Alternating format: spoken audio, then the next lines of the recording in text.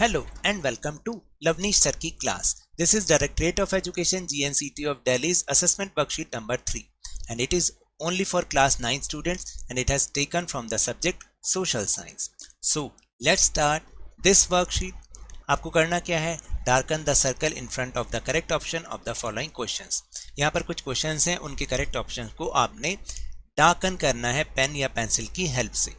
Question number 1 is the part of the Himalaya lying between the Indus and Satluj river is called. देखिए जो वो part Himalaya का जो सतलुज और इंडस के बीच में है वो क्या कहलाता है, पंजाब हिमालय, कुमाऊं हिमालय, नेपाल हिमालय या none of these. Right answer is Punjab Himalaya. Second is which of the following range of the Himalayas is known as greater Himalaya. तो ग्रेटर हिमालय कौन सी रेंज को कहते हैं हिमालय की, Himachal range, Shivalik range, Himadri range और none of these. Right answer is Himadri range. Third question, the highest peak of western Ghat is Mahendragiri, Everest, Anaimudi और Nanda Devi. Right answer is C, Anaimudi. Then the plains formed by a deposition of older alluvium which resembles terrace-like structure is called.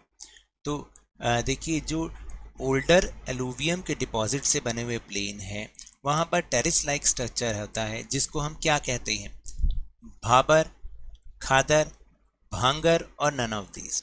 Right answer is B, भांगर.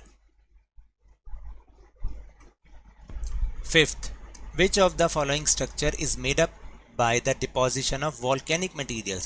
तो volcanic materials से उनके deposition से इनमें से कौन सा स्ट्रक्चर बना है, हिमालयन माउंटेन नहीं, नॉर्दर्न प्लेन्स नहीं, इंडियन डेजर्ट भी नहीं. Right answer is B, peninsular plateau. Sixth is the crescent shape dunes found in the Indian desert is called. देखिए ये तो अभी हमने लास्ट वर्कशीट में ही समझा था कि क्रीसेंट शेप ड्यून्स जो कि इंडियन डेजर्ट में पाए जाते हैं वो होते हैं लूनी, मैकाल, बरकांस या lake. Right answer is B, barchans. Now in question number 7 to 10 given below there are two statements marked as assertion and reason. Read the statement and darken the circle in the correct option given below.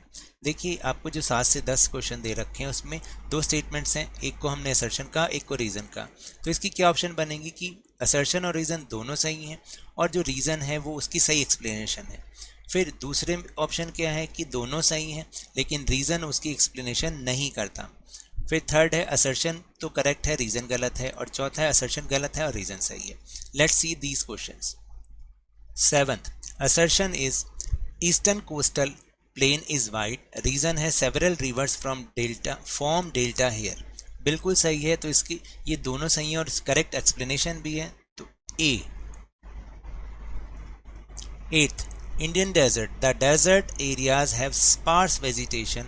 The desert area receives scanty rainfall. यानी यहाँ पर बहुत ही कम vegetation मिलती है और इसका कारण है कि ये यहाँ पर कम वर्षा होती है. तो बिल्कुल सही है, दोनों ही सही हैं और रीज़न जो है करेक्ट एक्सप्लेनेशन है, तो ऑप्शन ए इज़ करेक्ट.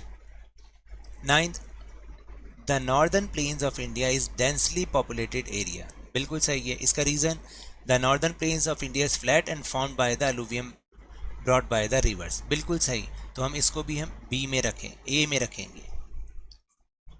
फिर 10th is assertion. The plateau area of India is very rich in mineral deposit. Yes, क्योंकि वो वहाँ पर मिनरल होते हैं. ठीक है. It is formed by the deposition of alluvium brought by the rivers. ये गलत है, तो इसका रीज़न ही गलत है, assertion सही है, तो C option is right. So now that's all for this worksheet. अगर मेरे इस तरह समझाने से अब आपको समझ में आने लगा है तो इस चैनल और वीडियो को लाइक कीजिए, शेयर कीजिए और सब्सक्राइब कीजिए. And remember, when ever you will go outside please wear your mask. जब भी आपकी टर्न आए तो इसकी वैक्सीनेशन जरूर कराएं क्योंकि कोरोना को हराना है और ज़िंदगी को एक बार फिर से सुहाना बनाना है. इसी उम्मीद के साथ थैंक यू वेरी मच.